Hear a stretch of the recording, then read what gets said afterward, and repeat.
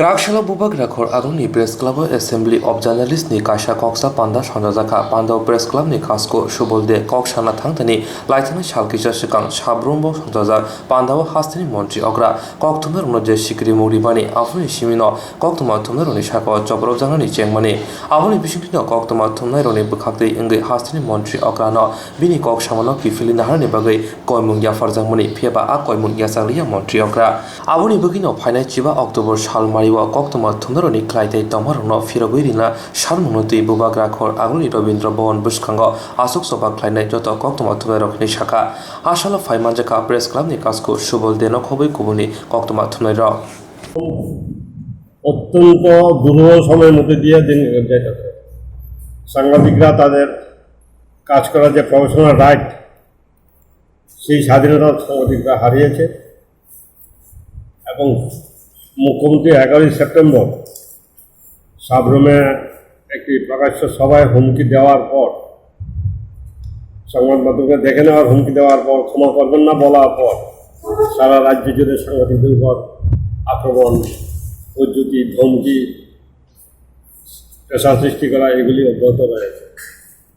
আমরা মুখ্যমন্ত্রীর কাছে বলেছিলাম উনি বক্তব্যটা প্রত্যাহার করে নেওয়ার জন্য, কিন্তু ওনার তরফে আমরা কোনো রকম সারা আপত্তি পাইনি। আমরা অ্যাসেম্বলি অফ জার্নালিস্ট 13 তারিখ থেকে 13 সেপ্টেম্বর থেকে এই ঘটনা প্রতিবাদ করে আসছি। ইন্ডিমেন্টে আমরা রাজ্যপালের সাথে দেখা করেছি, রাজ্যপালকে একটা মেমোরান্ডাম দিয়েছি, ওনাকে বলেছিলাম উনি হস্তক্ষেপ করার বিষয়টি শেষ করতে, এবং পরবর্তী সময়ে আমরা দেশের প্রধানমন্ত্রী, স্বরাষ্ট্রমন্ত্রী, প্রেস কাউন্সিল অফ ইন্ডিয়া যে বিষয়গুলি নিয়েছি, কিন্তু কোনো তরফেই কোনো সারা আমরা এখন অবধি পাইনি। আমরা আন্দোলনের পরবর্তী কর্মসূচি হিসাবে আগামী 15 অক্টোবর আগরতলায় প্রতীক গণ অবস্থানের সিদ্ধান্ত নিয়েছি। সেই গণ অবস্থান হবে রবীন্দ্র চত্বরে। এখানে আমরা যারা সাংবাদিক আছি এবং সংবাদপত্র যারা কাজ করেন তারা সবাই অংশ নেবেন। মূল কথা হলো আমাদের দুটো দাবি হলো মেন।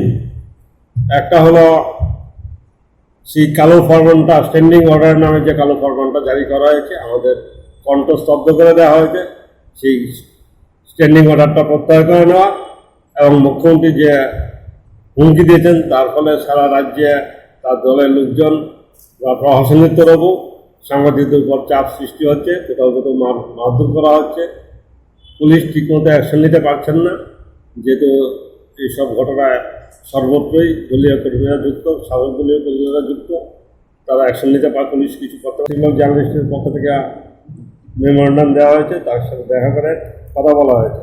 এইসব বিষয়ে কথা বলবেন এখানে আছেন রবীন্দ্রনাথ এবং আমাদের জয়ন্ত ভট্টাচার্য, ওরা গিয়েছিলেন, রাজীব আছে, ওরা জানাবেন কি পুলিশের সাথে কথাবার্তা হয়েছে। আমরা যেটা করব, আমরা 15 সেপ্টেম্বর আমরা প্রতীক গণ অবস্থান করব,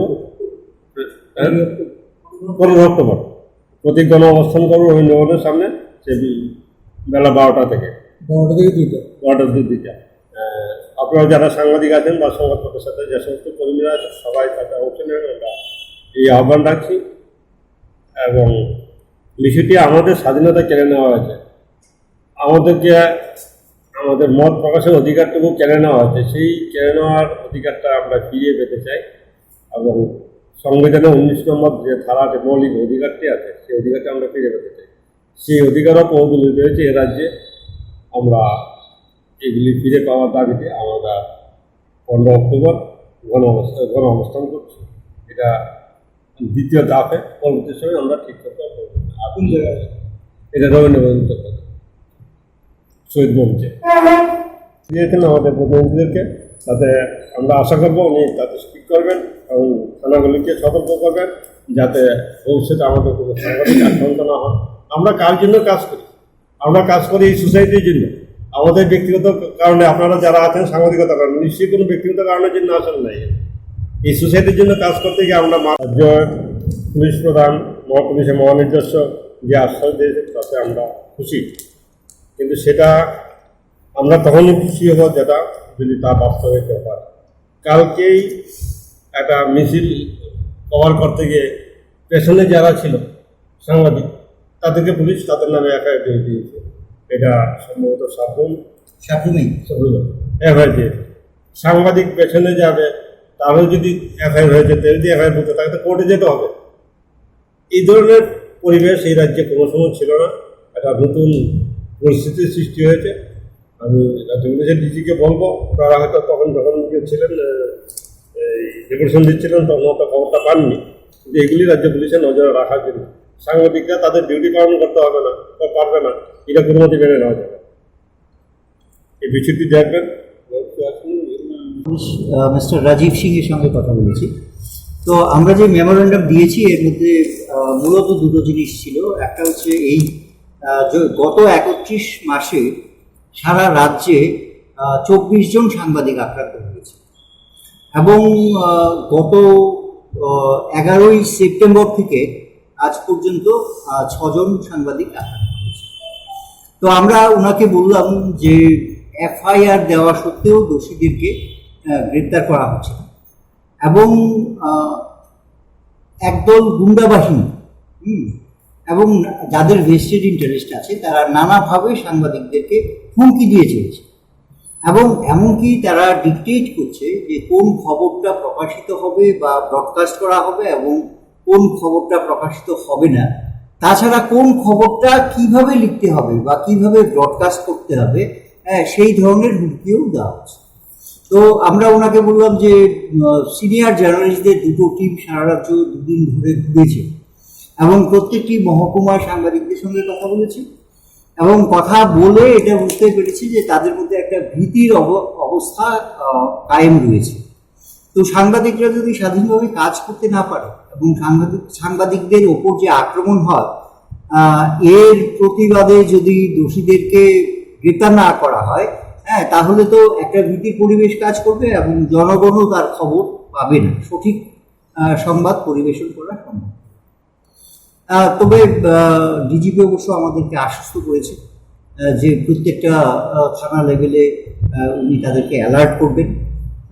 এবং আমরা যখন বললাম যে এফআইআরগুলো ঠিকভাবে নেওয়া হচ্ছে না, তখন উনি আমাদেরকে একটা রাস্তা বাতলে দিলেন। সেটা বললেন যে থানাতে যদি এফআইআর না নেওয়া হয় তাহলে এসডিপিওর কাছে, এবং এসডিপিওর ভূমিকাও যদি সন্দেহজনক মনে হয় সেক্ষেত্রে তাহলে এসপির কাছে বা কোর্টে বা ডিজিপি নিজে ওনার কাছে সেই এফআইআরগুলো পাঠিয়ে দিলে এগুলো রেজিস্টার করা হবে এবং সেই অনুযায়ী ব্যবস্থা নেওয়া হবে। তবে সঙ্গে এটাও উনি আমাদেরকে বললেন যে এফআইআরগুলো লেখার সময় যাতে সুন্দরভাবে লেখা হয়, সেটা যদি ঠিকঠাকভাবে লেখা না হয় তাহলে ধারাগুলো ফেলা খুব মুশকিল হয়। তবে উনি বললেন যে উনি আমাদেরকে কোঅপারেট করবেন, আমাদেরকে সহায়তা করবেন এবং প্রত্যেকটি থানা লেভেলে আমাদের যে দুশ্চিন্তা সেটা উনি তাদের কাছে জানাবেন এবং সাংবাদিক আক্রান্ত হলে যাতে যথাযথ ব্যবস্থা নেওয়া হয় সেই ব্যবস্থা করার জন্য এক সময়ে আমরা দেখেছি যে একজন পুলিশের এসপি লেভেলের লোক, উনি এসপি অপারেশন হোক বা এসপি পুলিশ কন্ট্রোল হোক, উনি সাংবাদিকদের সমস্ত খবর দিতেন।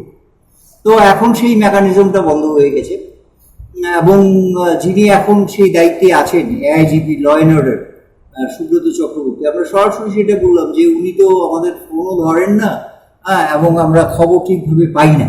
তখন উনি সেটা অস্বীকার করেননি, বললেন যে হ্যাঁ এই সম্পর্কে আমরা অবগত, এটা আমরা আগেও জেনেছি, আগেও অনেক কমপ্লেন্টস হয়েছে, তো আমরা সেই ব্যবস্থার পরিবর্তন করছি যাতে একটা সর্বক্ষণের জন্য একজন এসপি লেভেলের লোককে দেওয়া যায় যিনি পুলিশের সিচুয়েশন রিপোর্টগুলো কি সারা রাজ্য থেকে যেগুলো এসছে এগুলো যাতে সাংবাদিকদের দেওয়া হয় সেই ব্যবস্থা উনি করবেন।